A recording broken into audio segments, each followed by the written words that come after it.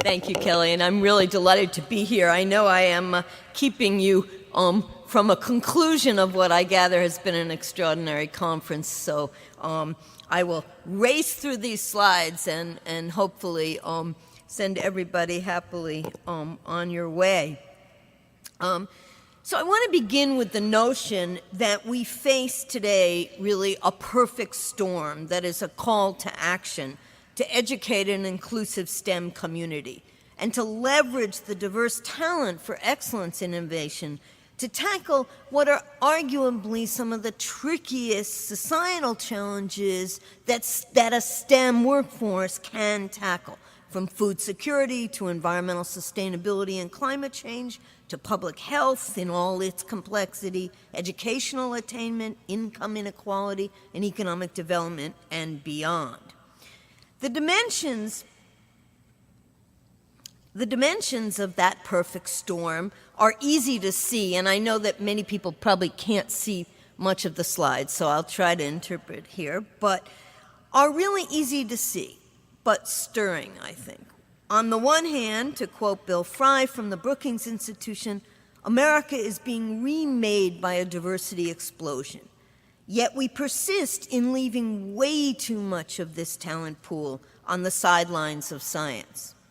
This is happening precisely at a time when the challenges we face require the engagement, the perspectives, the insights, the experiences of that diverse populace to solve, and when skepticism about science is rampant. In other words, to say it simply, and I'm going to come back to this at the end, we need all minds on deck. We're leaving too many behind to solve our challenges, and our exclusive and rather insular ways risk an erosion of public trust and support that puts us even further at peril. Consider, for example, the shocking lack of diversity in the technology industry in the US and worldwide. Recent Wall Street Journal, but there have been many articles using, in this case, 2014 data. The US tech industry has only 6% Hispanic, 3% Black employees, and worldwide there are only 28% women in that industry. And this doesn't even count the nuances and intersectionality and groups like Native Americans that are never even counted in these kinds of assessments. And this is at least in part our fault, I would argue, because we've made discouragingly slow progress on broadening participation in science and engineering degrees production. As you know from 2015 NSF report, we have, between 1993 and 2012, less than 20% of bachelors in STEM were from underrepresented minorities, and that excludes psychology, my field, which is 25%, not great, and social sciences as a whole, 23%. I sit on the CIOS committee of NSF, and time and again we look at these data, and time and again they really aren't changing. So as Charles Blow, I think, really eloquently and again shockingly said, are we in the case of a future segregated by science? The persistence of these race and gender gaps in STEM participation at all levels of the educational pathway can only serve to exacerbate extraordinary income inequalities in our nation and our world, especially as the value of a STEM degree escalates and the need for a vibrant and diverse STEM workforce grows. As the COED reports constantly talk about, educational attainment in STEM is a leader in this sort people into economic wealth or poverty. So what do we need to be doing? We need, first of all, to pay very close attention to recruiting at the intersections. As Kelly and Patrice McDermott and others said in an AAC&U peer-reviewed journal on gender equity in STEM, which I know many of you have seen, we need to pay very close attention, for example, to the contributions of women in color in the STEM professoriate. As Rankins et al. Demonstrated in their article in this issue, and I'm sure you can't see these these graphs too closely, but you can see they're all going down. And what that means is that women of color not only are underrepresented even in the initial representation at early grade levels and early degree levels, but as you go up the professoriate ranks, it's shockingly low, and in fact, virtually zero in terms of representation. So as Orlando Taylor, Kelly, Pat, and I said, arguing in a commentary that closed that issue, and I quote, "Our nation is facing a STEM pipeline crisis in a world where both our workforce needs and the growth of our international competition are accelerating.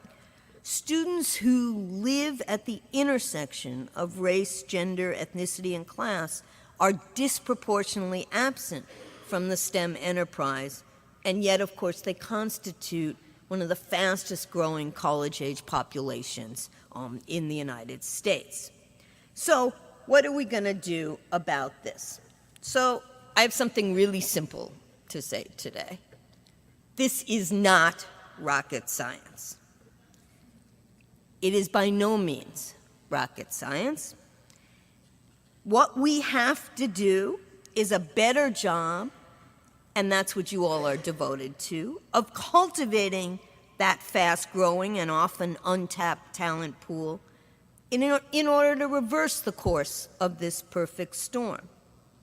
I want to posit, mixing here space and earth metaphors, I want to posit that what we have to do is learn how, first of all, to look under the rocks, in places we often forget to mine for talent. Secondly, that we have to use tools for discovering that talent that are less blunt force than we're used to relying upon. And thirdly, and probably most importantly, we have to build bridges that cross institutional boundaries that are too often the places where people fall off those pathways. So let's start with the idea that we have to look for diverse talent in places that are rich in unmined pools.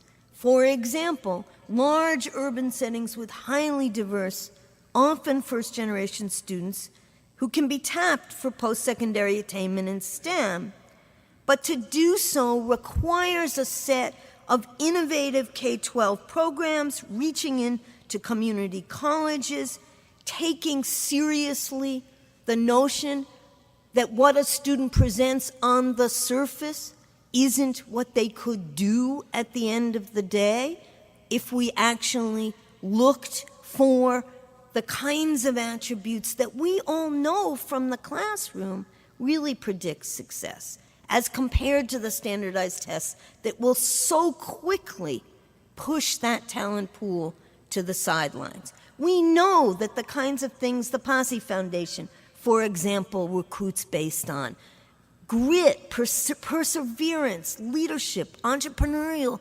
attitudes and risk-taking, a sense of engagement with the issues in a community. Those are things that are much better predictors than SATs, and I'm going to talk in a minute about GREs, which are equally bad predictors and equally.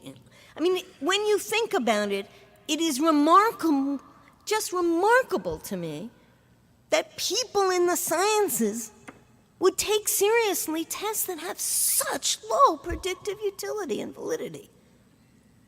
I mean, is that an oxymoron or what? I mean, what is this about?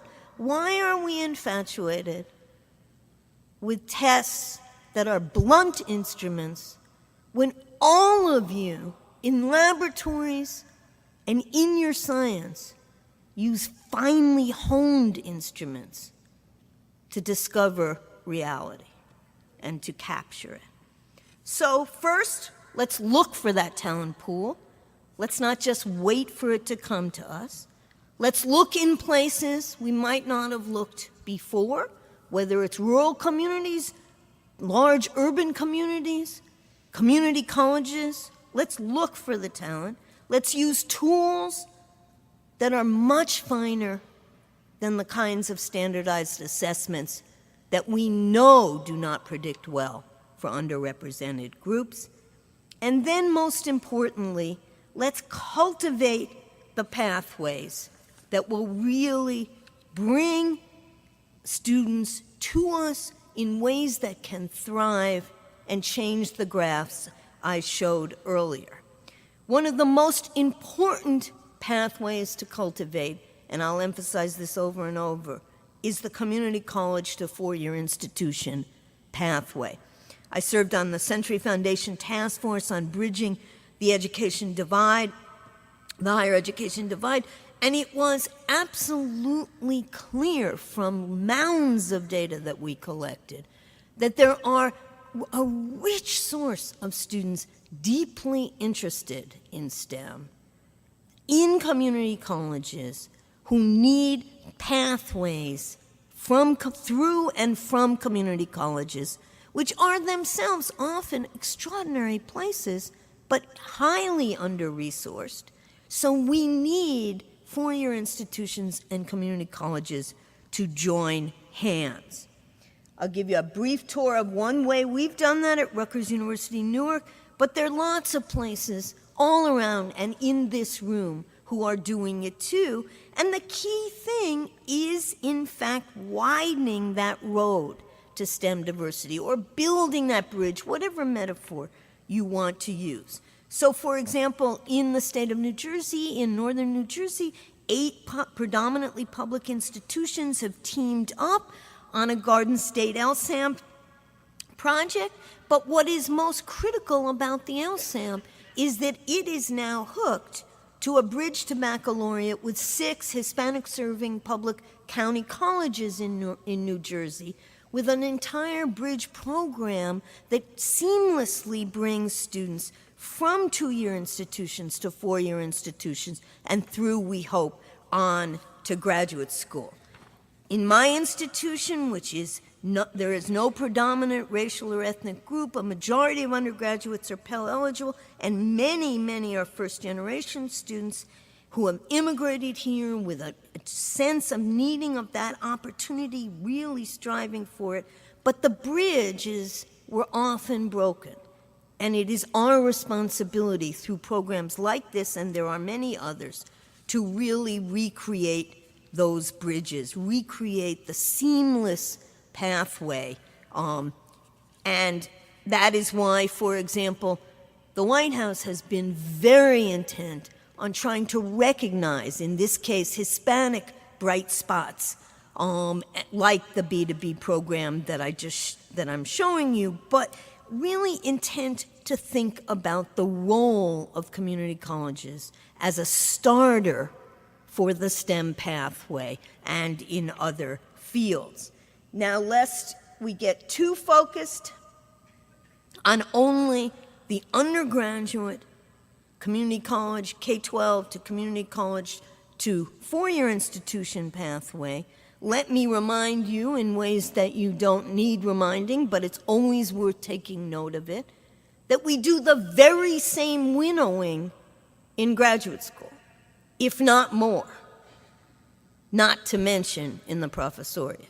That is, it is shockingly clear that we overemphasize the graduate record exam. Kevon Stassen, who's doing remarkable work, astrophysicist at Vanderbilt, who has a great bridge program from Fisk University and HBCU to Vanderbilt in astronomy, physics, and material sciences, a field, as you know, with very low representation of students of color and students, first-generation students. What Kevon understood from the beginning is that if you were going to do a successful bridge program like that into graduate school, into a master's and then on to PhDs, you really needed to take seriously better indicators of what talent there was to be cultivated. And so, for example, he and Casey Miller have a piece in Nature showing the huge gap in predictive utility of the GRE for underrepresented groups as compared to non-underrepresented groups in STEM. And his program at Fisk has been, at Fisk and Vanderbilt, has been extraordinarily successful. I know for a fact personally, because Jedidah Isler, who I show up here proudly, went through that program, then went on to be the first African-American woman with a PhD from Yale in astrophysics, went to Syracuse with me as a Chancellor's Fellow, and then is now at NSF, back at Vanderbilt on an NSF postdoctoral fellowship, doing, in addition to everything else, street astronomy and bringing in the world to this remarkable field. As Jedidah will tell you, it wouldn't happen without the kinds of careful bridging along all that road where the gaps where people fall off. So the good news is there's extraordinary talent out there. The bad news is we've been lazy. I mean, I'm going to go on, but really that's the bottom line of what I'm saying. Okay? So, as we think about broadening, as we think about getting vigorous and energetic rather than lazy in looking for our talent, let's think about STEM to STEAM. So in Newark, New Jersey, we have 4,000 kids in high school who are not in high school. They are what's called disconnected youth, or as my favorite Myra Baraka says, Nancy, they're not disconnected, they're connected to the criminal justice system.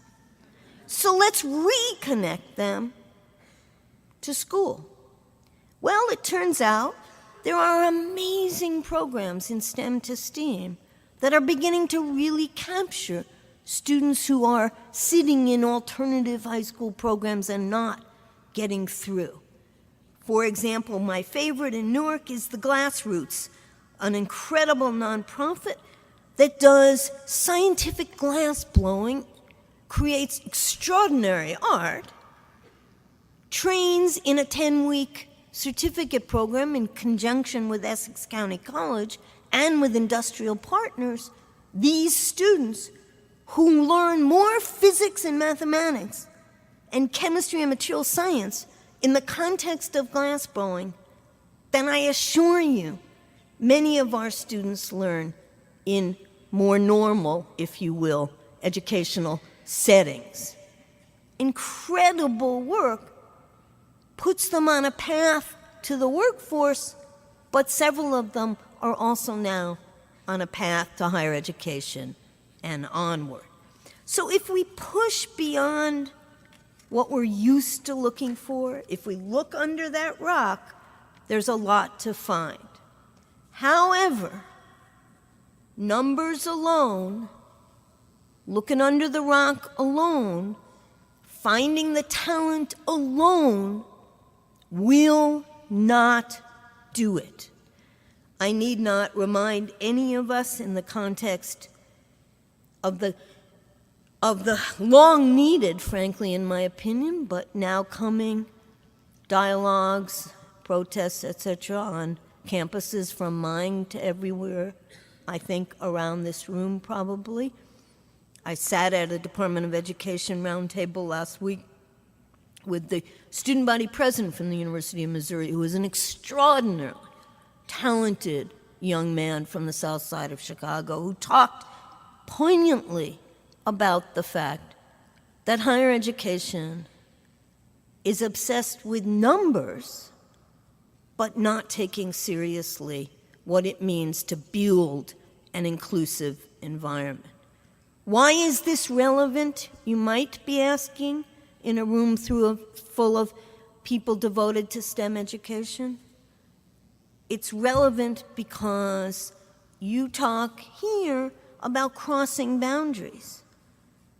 The most fundamental boundary in any of our institutions, and certainly in our communities, is set up by our history, is set up by the architecture of segregation that has fundamentally allowed us to be in different worlds. So the paradox today is a paradox of the diversity explosion and the intersectionality and the complexity and nuances of diversity on the one hand, and the persistence of hard lines and old divisions and discriminatory histories that keep us apart. So if we are going to do everything I said in the first half of my talk and succeed, we have to do more than recruit. We have to actually change the environment in which we are pursuing each other and pursuing STEM.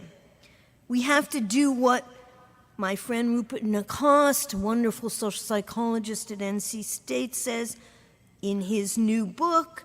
We have to unpack the hibernating bigotry that we all have, all of us.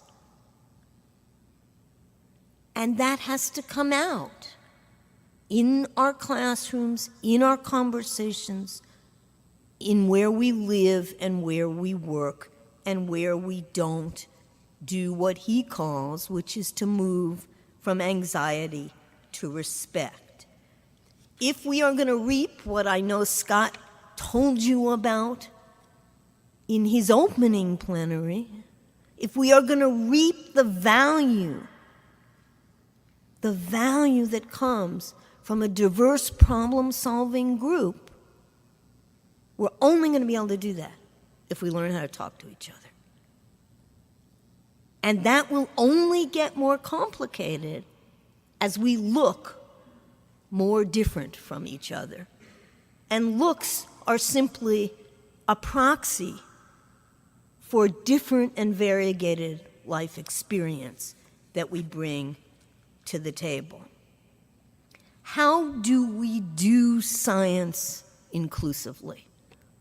That's really what the question becomes.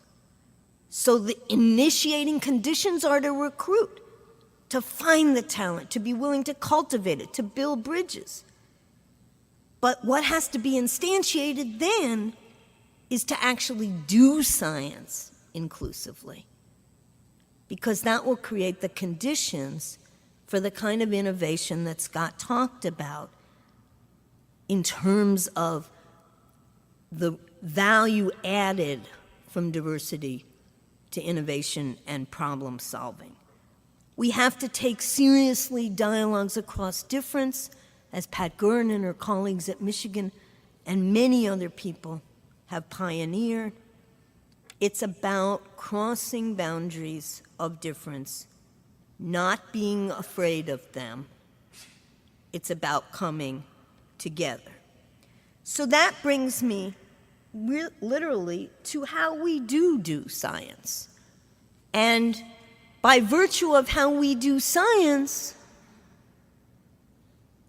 we either will be able to create inclusive environments on campuses and in communities and between them, or we won't.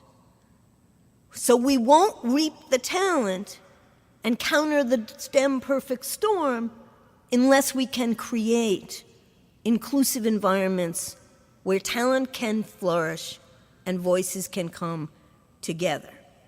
So the first thing we have to do is we have to move from what Harry Boyd calls the cult of the expert to what I call the community of experts, some with pedigrees and some without.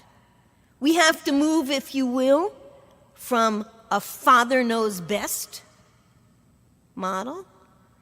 You're probably all too young to have watched Father Knows Best, but pardon me.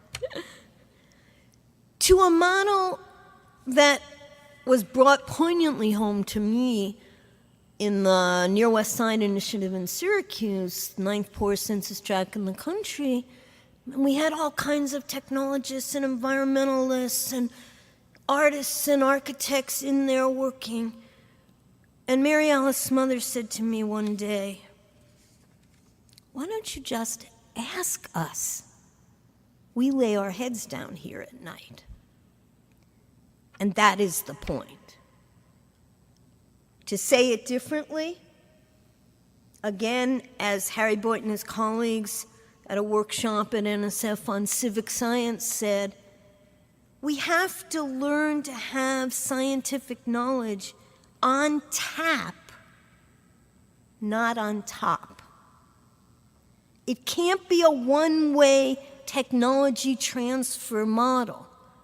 It's got to be a two-way street.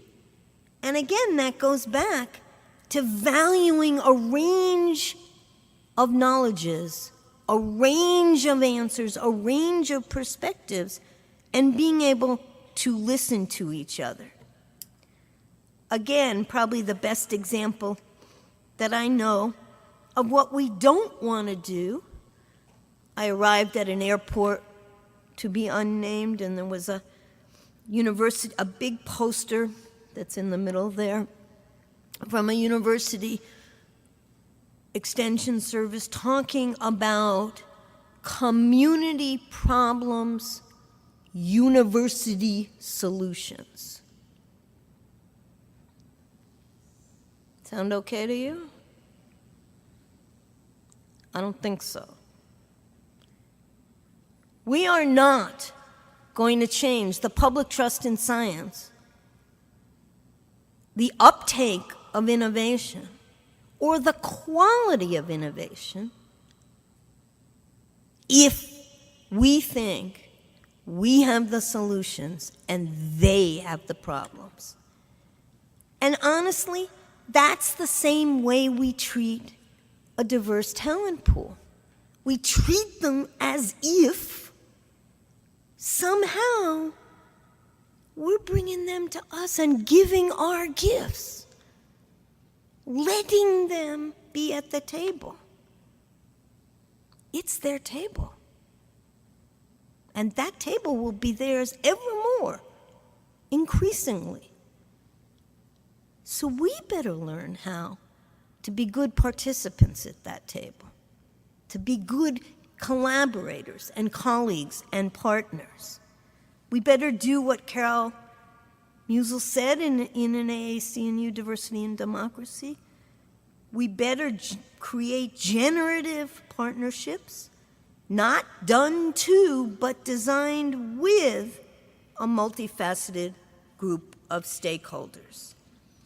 And there is indeed a relationship between the inclusive environment that cultivates new talent with new eyes and new lenses, and the notion that we've got to put down a little bit of the hierarchical model of the way we do science if we are going to have better science and a better society. Ira Harkavy and Myra Burnett and I, based off of many, many workshops at NSF, created a notion of realizing STEM equity and diversity through higher education community engagement.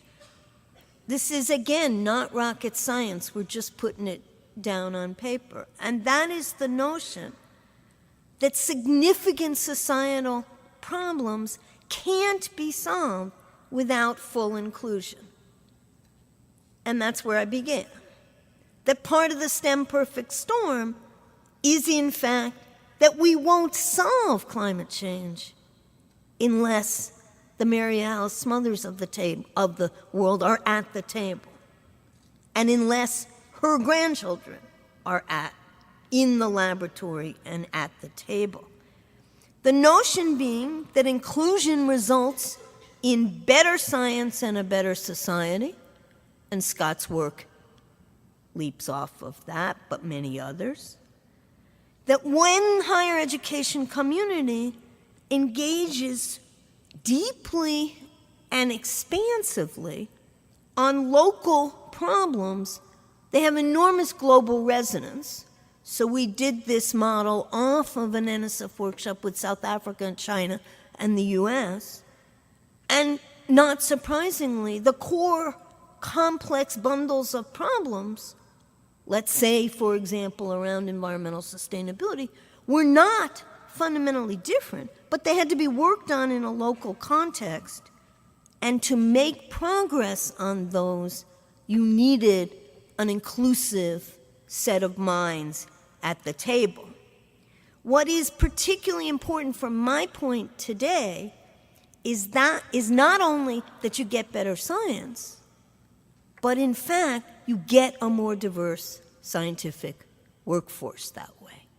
That you begin to co-own science with communities in which there's a fast-growing talent pool to be mined, to be cultivated, but they need to be engaged on equal grounds in an inclusive scientific enterprise.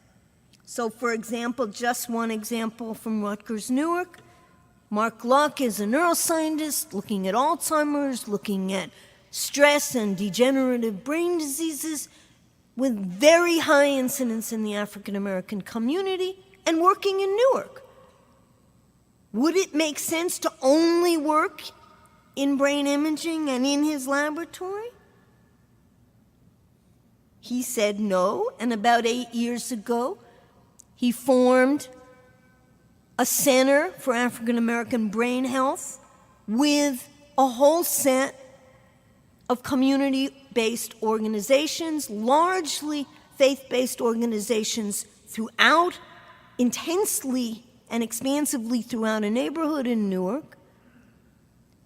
And what happens is, in Mark's own words, you do good science and you apply science to do good, but what is equally apparent is that the diversity and inclusion of his own laboratory has expanded extraordinarily as a function of the trust and faith built in the community and beyond. And that begins to have a multiplier effect. You begin to not only look like a place that cares about diversity and inclusion, but you're doing what you look like. And the science improves. And you figure out interventions that have some face validity. Because, as Mary Alice said, you ask us. We lay our heads down here at night. So there's a cycle of positive repercussions, and it's the cycle that hopefully can change the STEM perfect storm. So my points today are very simple. We begin with the diversity of our nation and our world, and its changing face, if you will. But we can't move only from numbers. We have to do numbers. It's a necessary but not a sufficient condition. To get numbers, we have to work hard, and we're a lazy group. Once we move from that, though, we have to work even harder because we're working against history. We're working against a history of separation, or if not segregation. So if we're going to really bring science to be tapped, not on top, we have to build inclusive environments, both within institutions and in communities. And that brings me to the third part of the STEM pathway. Engaging beyond ourselves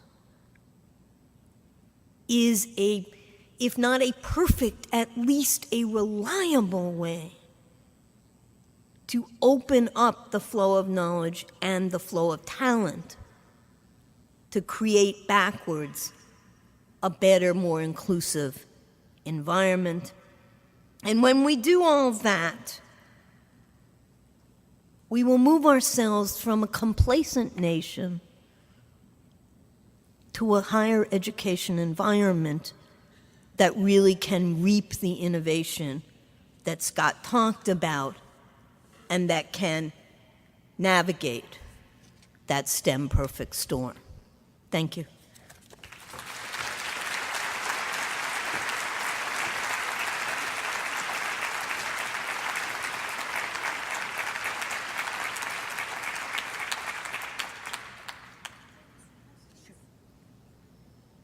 But I do know that they want to go home. So. I asked Nancy if she had time for questions. She says she knows we want to go home, but you should know, Nancy, we are not the lazy bunch. We've got some questions. There's a microphone here, and there's one over here. So the floor is open for questions for Nancy. Thank you for your talk. I'm a Rutgers alum, so I greatly appreciate all the work that you do. What I wanted to ask you was, it seems like one of the great ways that we as educators in the college and university systems can reach out is through the training of our students who are then going to go out into the workforce and be either K-12 educators or just other people in the community. Absolutely. What could we be doing in our own classrooms to help foster the ideas behind what people need to be prepared and the tools that they need to have when they go out to be more inclusive? So I think there's sort of many dimensions to the answer to that. I think I'm going to go back. I can just stand. So one thing I think we clearly have to do in the classroom, and I just sort of hinted at that, is that we have to be as broad in our ability to bring out ideas and insights and life experiences and get them on the table. And we have to train ourselves in how to do that so that we work a lot, for example, in K-12, and one of the things that science teachers don't do because they aren't given professional development that way is to really think about the nature of how to bring insights to the table in the kind of problem-solving world that Scott was talking about. Well, we could be doing more of that within universities and colleges and universities as we train people who will be going out. So first of all, there are, not surprisingly, real skills of being able to bring out insights that go beyond the standard, if you will, curriculum. The second thing I think we could do that again goes with what Myra and I were saying is that we could take the classroom on the road. And the kinds of engaged science that one can do is extraordinary as a way in and of itself to both excite the curiosity of a broader talent pool and then support the persistence and sustenance of that talent pool. We know that one of the best predictors of retention, for example, in graduation among first-generation students is, in fact, to not only have mentors, but to have deeply embedded research experiences that speak to what they're doing and where they came from in their communities, and that do that for all of us. So it's both the kind of canonical research experience and then what I would call the research experience on the road, if you will, the embedded research experience. The third piece that I would say that, again, we try to emphasize in this work is, again, to bring to the table, with and without pedigree, a broad community of experts to expose students to and potential professional development, for example, for teachers, so that it isn't just the typical laboratory scientist that is talking, not that any of us are bad as laboratory scientists, but that it's also a range of people who are experiencing, for example, urban ecosystem decay or experiencing public health issues and have on-the-site insights, but can also create a much more vibrant and inclusive problem-solving environment. So I think those three things are at least a start. I'd like to ask the question about if you could share your thoughts on Black Lives Matter and the things that have been happening most recently on campuses with respect to individuals getting a voice and having their voice heard, and how it potentially can impact what we're doing on our campuses. Absolutely. So the first thing, I don't want to presume in any way to characterize the nuances of different campus contexts, because we all vary very substantially. But the one thing we do know, and I'm a social psychologist, so this is an area that I won't go on at length about, but I could and want to, and that is the one thing we know is that what is behind the Black Lives Matter movement is relevant everywhere, that it is not to be isolated to particular instances of what people might think of as the more typical architecture of segregation or history of isolation and solo status. So let me give you an example. Rutgers University Newark, as I said, is not only sitting in one of the most diverse metro regions in the country, we're the third largest immigration, northern New Jersey has the third largest immigrant population, and of course Newark has decades of migration from south to north that created the face of Newark and its history. Rutgers University Newark is a representation of that, but just as my students remind me, and they're going to be holding a solidarity protest on Wednesday to make this point, just because we have numbers, just because we are ranked as the nationally most diverse four-year institution, blah, blah, blah, does not mean that we do not have enormous effects of the hibernating bigotry, as Rupert would say, that is part of our landscape, part of who we are. It also is the case that numbers bring a different level of complexity to the Black Lives Matter movement. And in Newark, we talk about that all the time. We talk about the crossing of what one might think of as old lines of race and ethnicity now being reconfigured with nuances of all kinds of different ethnicity, language, culture, class issues that really make a very complex landscape, and it makes it much harder to know each other. So two things have made it really poignant and prevalent in this country that higher ed finally faces this. One is that history of sharp lines of race, entrenched race lines that aren't going away, if anything have gotten worse. And the other is the complexity of intersectionality and what it means then for trying to understand each other and trying to air that complexity. But the main thing that higher ed, all of us need to do, is in fact the same message I tried to give. We need to be humble for once.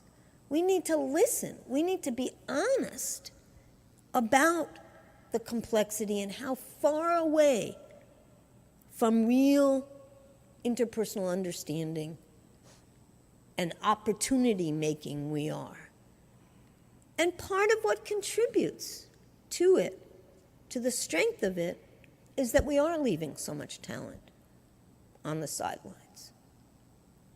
And until we change that equation, we're probably not going to make progress on the things that motivate Black Lives Matter.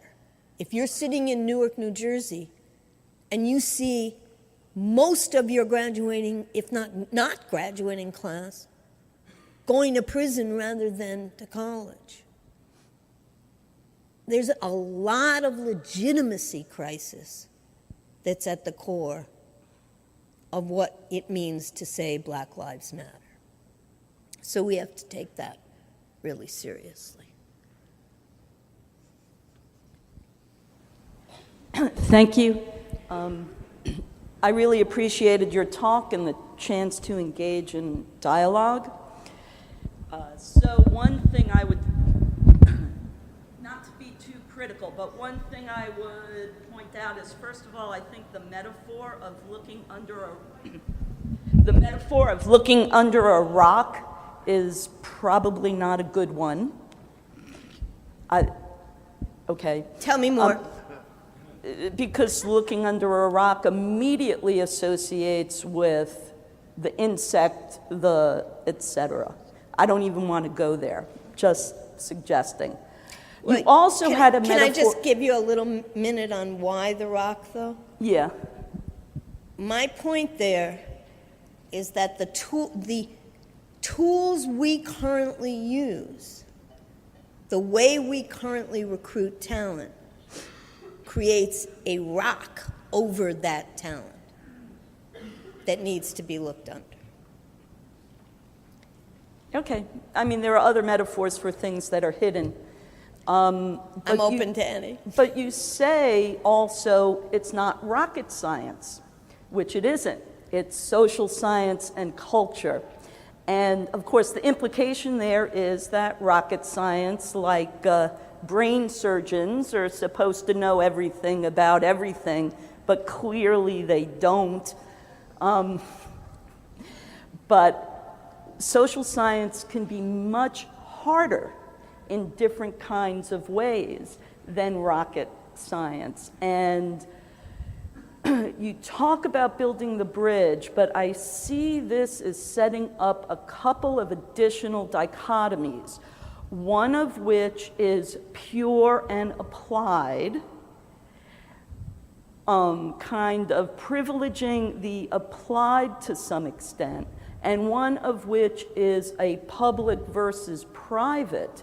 And even though the budgets of public and private institutions are now looking much more similar as to where their pie of money is coming from as the states retract from publics, the real question of how to engage this still, I think, really exists for what is honored at the private institutions.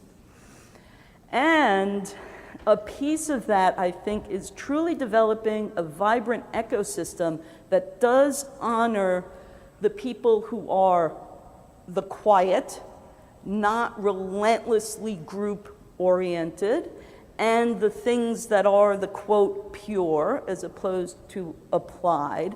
And the model, I might suggest, is, I think his name was Robert Moses, not the developer, but the gentleman who worked in the South on I know math, Bob Moses very, very well. Math education. And the Algebra Project, yes. So let me say a couple of quick things to what you have said. The reason I use rocket science, again, and the reason I say that, goes to the notion that we too often stop at the initial stage and say, it's too hard to find that talent. There isn't a pool. And we've all heard that over and over and over again. So while I completely agree, as a social scientist, completely agree with you, that building inclusive environments is not easy, which I said many times, I don't agree that it is hard to find the talent. And that's why it's important, whether you like the not rocket science and the rock and whatever other metaphor you want to use, the point there is that there is talent everywhere to be cultivated. And we should never satisfy ourselves by saying there isn't a pool, it's too hard to find. The second thing I would say to what you said is about public-private and applied and pure. So as an interdisciplinary scientist myself, I never see a hard line between, quote, pure and applied. The neuroscience that Mark is doing is just as pure, and it has enormous applications. So that line, I think, is honestly not the right distinction to draw in this work. You can very seamlessly go back and forth from laboratory and classroom to community and on a two-way street that is quite seamless if you try. And that's certainly true in earth and environmental sciences. It's certainly true in a range of fields, public health, etc. In terms of public-private institutional boundaries, my colleagues and I have done this work at private institutions, and we've done this work at public institutions. This is not a public-private institutional distinction or boundary to be drawn. Ira Harkavy is at Penn, Myra Burnett is at Spelman. I was at Syracuse when we wrote that, and I'm now at Rutgers, Newark, which is public. So I don't see those things as in opposition at all. It is certainly true that most community colleges are by definition public, but that doesn't mean that there aren't many private institutions that are teaming up to create the same bridges that I talked about. In terms of Bob Moses' algebra project, it's an extraordinary piece of work and just exactly in line with the kinds of things that I was talking about. Chancellor, the universe is working for me right now. I am Cheryl Young. I received my PhD in geology in 1992. I looked under a lot of rocks, right. And it was rocks that saved me from the South Bronx. Let me just put that out there. Right. And so currently I'm at Heritage University, which sits on the Yakima Reservation in South Central Washington State. Right. And here's what I'd like to get some feedback from you. When we speak of communities and collective work, I think one of the untapped resources is scientists that work in private industry. Absolutely. And national government labs. Here is a large retiring population with lots of time on their hands that can assist, and they have a different mindset from academicians that are here in the room, and I'd like you to address that. I completely agree, and I should say that industry partners are deeply a piece of most of what we're talking about when we talk about a broader, more engaged science, a civic science, if you will. And the great thing about industry partners is just exactly what you said, which is they have actually a much more, surprisingly to some, collaborative, collective model of how to do problem solving. So Scott and I, when Scott, for example, goes and gives his lectures, we were just talking about this the other day, he finds a much more receptive audience sometimes in an industry setting than in the academy for the notion that diverse problem-solving groups produce innovation. So I could not agree with you more. One of the things that we really suggest in most of our engaged science work is to really have community-based organizations, industry partners, and academic partners together. The community-based organizations are very critical, as you will know, for gaining trust in community and for bringing an on-the-ground knowledge base. The industry partners can often provide the kinds of internships and externships and the relationship to a different way of thinking about collective problem solving than the academic partners. So I could not agree with you more. Okay, I teach at a small private school, yes, and we have way more female students in our STEM classes than males. In fact, I teach in groups and I have a hard time finding enough, I got 4 males maybe. And we graduate a good number of those, and we send some of them to graduate school. The real problem that I see happens somewhere in graduate school, and then when they get their first job, because they're likely to get their first job either in their late 20s or early 30s, and they start on the tenure track. And they soon discover that you can't have a family, or you can't be a female and have a family and get tenure on a timely, if you're very lucky, you have a university that maybe says, okay, but, the whole system is set up for males. I mean, I'm not even talking about women of color, but that is what I see when you see this graph that goes shooting downward. We're not worried about this top. It's down here where the expertise is that they've gone. And I would like you to address that, fix that. Well, I certainly can't fix it, but I will. But I think you also are bringing up an extraordinarily important piece. And actually, I would point to Kelly Mack over there, who's just gotten up, I think, to tell me to be quiet, and, who is doing a remarkable project on career life solutions and creating a rubric for institutions to analyze their environment, their culture, the institutionalization of career life solution balance issues, and policies and programs, and how intense those are. Do they really go deeply to different aspects of, for example, it's not just family, it's also broader dependent care issues. It's also balancing a variety of aspects along the career life trajectory. So I think absolutely that's an obstacle, and absolutely there's a lot of attention now to trying to figure out how we get institutions to mobilize to support a robust career life pathway and career trajectory. No question the data show that falling off. Absolutely, not just in that graph, but in lots of analyses that all of us have done. And we know that institutionalization of policies make a difference on this. But we also know that culture in departments has to change.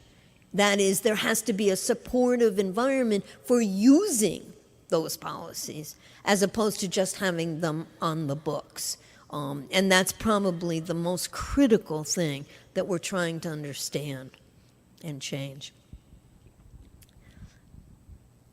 Nancy, I can't think of a better way for us to conclude our STEM conference. We know these are difficult issues. We appreciate your leadership. Please join me in thanking Nancy once more for her presentation.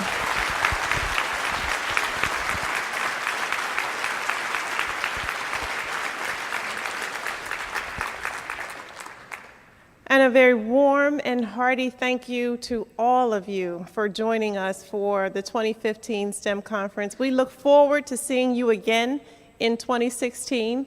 And I'd like to remind you, in the coming days, you will receive the email asking you to participate in our evaluation survey. We will again offer an iPad Mini 4. If you respond, a chance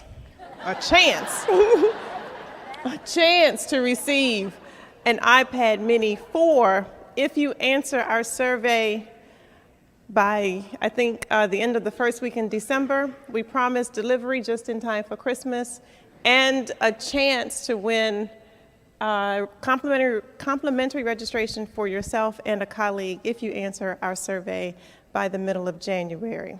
Again, thank you. I wish you all safe travels home. Thank you.